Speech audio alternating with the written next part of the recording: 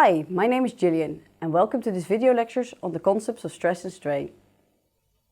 We know from physics that for a spring, a linear relationship exists between the load applied and the extension of the spring. We also know that the slope of such a diagram is linear and is equal to the spring stiffness K.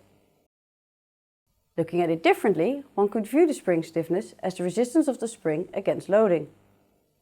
So, rather than just looking at springs, let's see what we can say about the resistance against loading for materials in general. Let us therefore have a look at these two foam dies. On the left we have one die and on the right we have two. What would happen if we compress both with the same weight? As you can see that in the case of two dies, double the diameter of one die, the deformation is less than if the same weight is applied to the single die. Their combined resistance against deformation is higher. So, if like the spring we were to plot the load against the elongation of a beam, we will observe that analog to a spring, a linear relationship between the load and elongation exists. Here, we can also observe the existence of a resistance against loading. Just like I have shown you just now, if you have a beam with a much larger diameter and we were to plot this in a diagram, we can see that the resistance against deformation increases. It becomes more difficult to deform the cylinder. This brings us to the question why. Now, although we engineers like making predictions, we do not actually use a crystal ball to make them. Instead, we use observations, and from these observations we try to find explanations from the world of physics and math for what we see, and if necessary, find solutions for the problems at hand. So, let us now take another look at structures under a load. Is there a way we can relate similar cases? In this example, there is a beam with an oblong cross-section of length L and width T, loaded by a constant force F as depicted in picture A. For this beam, we can plot a force elongation diagram as shown by line A, and in the same diagram we have also plotted the diagram of a beam that is twice as thick, as shown in picture B. We see that the slope of this diagram is twice that of diagram A. If we also plot the force elongation diagram for the third beam C, which is twice as long as beam A, we see that the curve is stretched twice as much. As all beams are made of the same material, we'd really like to be able to look at the material's response to a load in a way that is not dependent on the dimensions of the structure. We really need to find a way to eliminate geometry. The question is, how do we do that? This is why we will introduce the concepts of stress and strain. These two concepts will be defined irrespective of the dimensions of the object that is subjected to a load. Let us take a look at a rectangular beam of length L that is pulled apart by a force F.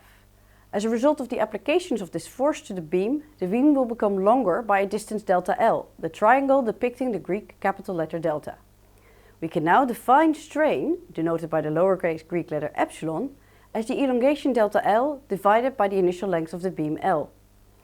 Strain is often expressed as a percentage by multiplying the outcome of this formula by 100. We now replace the elongation from our force elongation diagram with strain, which is no longer a function of length, instead just a ratio of deformation. Similarly, we can now define stress as the force F divided by the cross-sectional area A on which it acts. Stress is denoted by the lowercase Greek letter sigma. In our load elongation diagram, we now replace the load with the stress sigma. By doing this, we have now completely eliminated the geometry of the object, and we are now solely looking at material characteristics. Let us take a closer look at this stress-strain diagram. If we look at the first part, from the origin in O to point A, we can recognize the linear relationship we found earlier in our load elongation diagrams. This represents, similar to springs, the reversible behavior of a material. This is referred to as linear elastic behavior, which means that if the load is removed, the material will return to its original shape. Next in the diagram, you can observe a point B, which has been named sigma 0.2 or yield stress. At this location, 0.2% offset of the linear elastic slope, from which point on, plastic irreversible deformation takes place. As it is difficult to exactly determine the transition from elastic to plastic behavior, known as yielding, this is a practical solution, and safe lower limit used to define when this behavior starts to occur. All stress exceeding the yield stress now causes plastic permanent deformation. So if we continue along the graph, you can see that we reach a maximum stress level in point D. This point is known as ultimate stress, and the maximal stress a material can withstand that is denoted as sigma ultimate. This does not mean, however, that the material breaks a 2 into this point. That also depends on other properties. As you can see, the material continues to bear stresses, only at a lower stress level, and the material continues to deform. It eventually breaks at point E. If you've ever pulled something apart, such as a strip of flexible candy or gum, you will have probably observed that the strip gets thinner first before failing completely. This behavior can be seen in more materials, such as metals for instance, and this phenomenon is called necking. If you think about this, you may say that we should no longer divide the load by its original area, but rather by its actual area at the time. This is why in engineering we've defined two types of stresses. Engineering stress, which is defined as the force F divided by its nominal or original area, and true stress, which is defined as the load F divided by the true area A. The consequence of this is that if you were to plot the true stress instead of the engineering stress in a stress strain curve, the true stress will continue to increase until failure is reached.